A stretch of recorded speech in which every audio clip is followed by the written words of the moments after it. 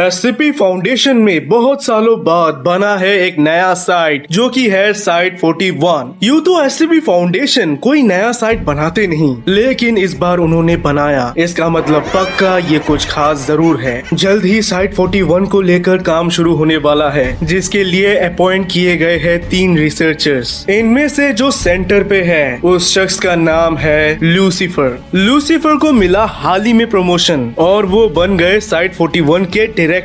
वो इस बात से खुश था कि इतने सालों की मेहनत अब रंग लाई, लेकिन वो ये भी सोचता है कि ये ऐसा कौन सा एससीपी है जिसके लिए एक पूरा साइट क्रिएट किया गया है। उसने अपने 15 साल के करियर में बहुत सारे अजीबो गरीब क्रिएचर से डील किया है और अब वक्त आ चुका था मालिक के जैसे जीने का। नहाने के बाद शावर ऑफ करके निकलता है वो टब से। आईने में पड़े धुंध को पोंछते ही लूसीफर अपने चेहरे को देखता है, लेकिन ये चेहरा उसे किसी और का याद दिलाता है, जो कि और कोई नहीं बल्कि उसका जुड़वा भाई है। वैसे तो ये ट्विंस एक दूसरे के डिट्टो कॉपी थे, लेकिन हमेशा से ही इनमें बहुत अंतर रहा। स्कूल में लूसीफर था एक डफर, वही उसका जुड़वा भाई था क्लास में सबसे पॉपुलर। यूं तो ये देखने में एक हैप्पी फैमिली लगती है, लेकिन लूसीफर को अपने भाई से बहुत जलन थी, क्योंकि हमेशा उसका भाई उससे 10 कदम आगे रहता था। इनफैक्ट उसे मिला एक नॉर्मल कॉलेज, लेकिन उसके भाई को मिला हार्वर्ड। उसे मिली जॉब, लेकिन उसके भाई ने तो कंपनी ही खड़ी कर दी।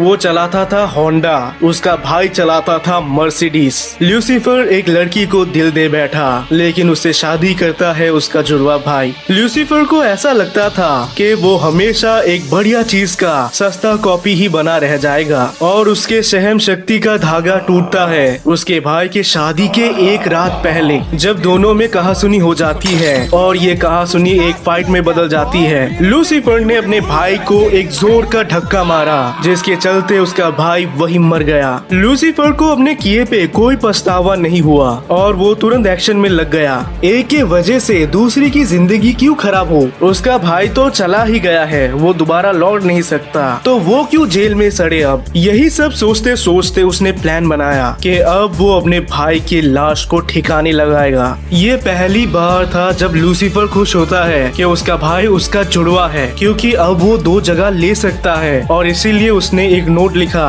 और अपने भाई के फियोंसी को दिया। उस नोट में लिखा था कि लूसीफर का भाई शहर छोड़कर जा रहा है, उसे शादी में कोई इंटरेस्ट नहीं और अब वो कहीं और अपनी जिंदगी बिताएगा। अपने भाई की बॉडी को बैग में भर के लूसीफर गाड़ी भगाता है सीधे जंगल की तरफ। वहाँ अंदर एक सुनसान जगह में उसने उसे दफना दिया। ये कांड करते हुए उसे बहुत बुरा लगता है और वो जेन्युइनली रोता भी है, लेकिन धीरे धीरे उसने खुद को दिलासा दे दिया कि उसका भाई ये डिजर्व करता था। कई साल बीत गए, लेकिन किसी को लूसीफर के क्राइम के बारे में पता नहीं चला, पर जब भी वो खुद को आईने में देखता उसे अपने भाई की याद आती। सूट वूट पहनकर तैयार होकर गाड़ी में बैठ लूसीफर निकलता है साइट की तरफ। जब वो साइट 41 में पहुंचता है तो उसे लगता है झटका, क्योंकि ये बिल्कुल भी नॉर्मल एससीपी फाउंडेशन के साइट जैसा नहीं है, बल्कि ये तो कोई बहुत ही पुराना महल है। दरअसल फाउंडेशन ने कोई साइट नहीं बनाया, बल्कि जो एससीपी है वो इसी के अंदर है। लेकिन क्योंकि लूसीफर अपने ही भाई के बारे में सोच रहा था, इसीलिए उसने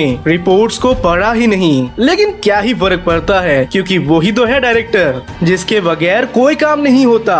साइट के अंदर घुसते ही लूसीफर के पास बढ़ती है असिस्टेंट रिसर्चर, जो कि उसे देखकर बहुत खुश होती है, और हो भी क्यों ना, क्योंकि वही तो है उसकी बॉस। असिस्टेंट रिसर्चर लूसीफर को साइट के डेवलपमेंट्स के बारे में बताती है, जैसे कि कंट्रोल रूम, एलिवेटर्स और तो और सीसीटीवी कैमरास। भले ही दीवारें बहुत पुराने हैं, लेकिन अंदर के टेक्नोलॉजीज एकदम एडवांस्ड। और हो भी क्यों ना, क्योंकि यही तो है एससीपी फाउंडेशन। दोनों एलिवेटर के अंदर घुसते हैं सबसे नीचे वाले फ्लोर में जाने के लिए। नीचे वाले फ्लोर में पहुंचते ही लूसीफर के नाक में घुसता है एक बहुत ही अजीब सा गंध। वो देख पाता है कि ये एक टाइप का काल कोठरी है, जहाँ पर बहुत सारे सेल्स हैं। ऐसा मानो जैसे ये 500 साल पहले के कैदियों का जेल हो। लूसीफर को लगता है कि इन्हीं दरवाजों के अंदर कैद है एससीपीज, लेकिन ऐसा बिल्कुल नहीं है। काश वो मॉर्निंग को साइट 41 वाले फाइल्स को पढ़ लेता, तो वो ये गलती कभी नहीं करता। असिस्टेंट रिसर्चर लूसीफर को बताती है कि यहाँ पर टोटल 8 सेल्स हैं, जिनके बारे में उन्हें स्टडी करना है। लूसीफर अपने ही ध्यान में खोया है। वो असिस्टेंट की बातों पे ज्यादा ध्यान नहीं देता, लेकिन तभी काल कोठरी में एक बहुत अजीब सी आवाज हुई और अचानक से थर्ड सेल अपने आप खुल गया। ऐसा क्यों हुआ? ऐसा तो नहीं होना चाहिए था।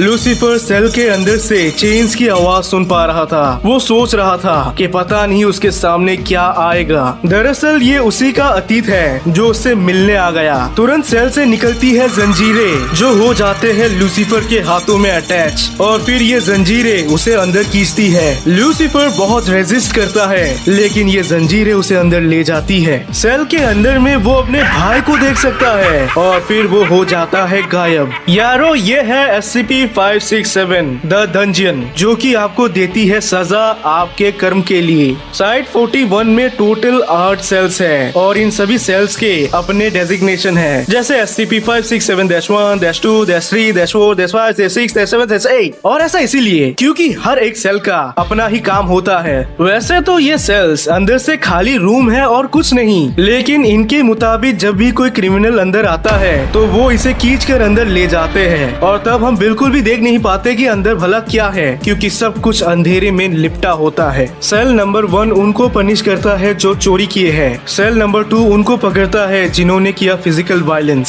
सेल नंबर 3 और 4 मर्डरर्स को पनिश करता है, और सेल नंबर 5 उन लोगों को पनिश करता है जो कि मिलावट करते हैं। सेल नंबर 6 और 7 के बारे में कोई इन्फॉर्मेशन नहीं, और ऐसा इसीलिए क्योंकि किसी ने जानबूझकर इनको डिलीट किया है। और सेल नंबर 8 आपको क्यों पनिश करता है इसके बारे में फाउंडेशन को कोई आइडिया नहीं, क्योंकि ये सेल आज तक कभी खुला नहीं। रिसर्चर्स ने जाना कि SCP-567 बहुत हद तक SCP-1002 द डिमाइजर्स और SCP-2701 के जैसे काम करता है। वैसे तो फाउंडेशन ने बहुत सारे डी क्लास के साथ एक्सपेरिमेंट किया है, क्योंकि सारे ही डी क्लास क्रिमिनल्स होते हैं, लेकिन उनमें से सिर्फ 2 लौटे हैं, जिनमें से एक है मेल डी क्लास। सेल के अंदर जाते ही कुछ दिनों बाद ये बंदा साइट 41 के बाहर मरा पड़ा था। ऑटोप्सी में पाए गए इसके बॉडी में बहुत सारे इंजरीज। फीमेल डी क्लास गायब होने के 13 साल बाद पाई गई, वो भी सेल के अंदर ही। उसके सर पे चोट के निशान थे, और तो और उसकी उंगलियां भी गायब थी,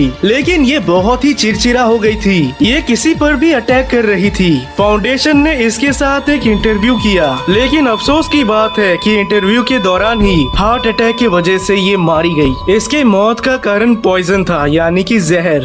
SCP-567 से बाहर सिर्फ इंसान ही नहीं, बल्कि बहुत ही अजीब टाइप के क्रिएचर्स भी आए हैं, जिन्हें डेजिग्नेशन दिया गया SCP-567-9, और ये बहुत ही खूंखार होते हैं। ये बाहर आते ही लोगों पर अटैक कर देते हैं। सबसे पहला वाला क्रिएचर बहुत ही ज्यादा इंटेलिजेंट था। उसके हाथ इंसानों जैसे थे और उसे बंदूक तक चलानी आती थी। दूसरे क्रिएचर ने 9 एजेंट्स की जान ले ली। तीसरा क्रिएचर जब बाहर आया तो उसने एक रिसर्चर की जान ले ली। ये क्रिएचर इतना स्ट्रॉन्ग था कि इसे एजेंट्स तक नहीं रोक पाए, और फाइनली SCP-567 ही इसे दोबारा ले जाते हैं। एक दिन अचानक सेल नंबर 7 अपने आप खुलता है और बंद हो जाता है। ये हादसा CCTV कैमरे में रिकॉर्ड हुआ, और उसके 2 दिन बाद उसी साइट का एक एजेंट अपने ही घर पे मरा पाया गया। इसे मारा था SCP-966 ने, जो कि उस दिन निकला था उस सेल से। लेकिन क्योंकि ये गायब होता है, इसीलिए ये कैमरे में कैद नहीं हुआ। इससे हमें ये तो पता चल गया कि SCP-567 सिर्फ इंसानों को ही नहीं, बल्कि क्रिएचर्स को भी दोषी ठहराती है। और तो और फाउंडेशन ने एक बार टेस्ट किया कि क्या हो जब एक बंदा 2 या 3 क्राइम्स के लिए जिम्मेदार हो। तो ऐसे में हुआ ये कि सेल 6 और 7 दोनों खुले, जिसके बाद ये खींचकर डी क्लास की बॉडी को चीर के ले जाते हैं। ये one of the most dangerous SCPs में से एक है, इसीलिए फाउंडेशन बहुत ही ज्यादा केयरफुल रहते हैं इसको लेकर, कहीं लूसीफर वाला इंसिडेंट दोबारा ना हो जाए। तो यही थी आज की कहानी। जिन्होंने भी मुझे सब्सक्राइब नहीं किया वो सब जाएंगे सेल नंबर 6 में। Bye bye.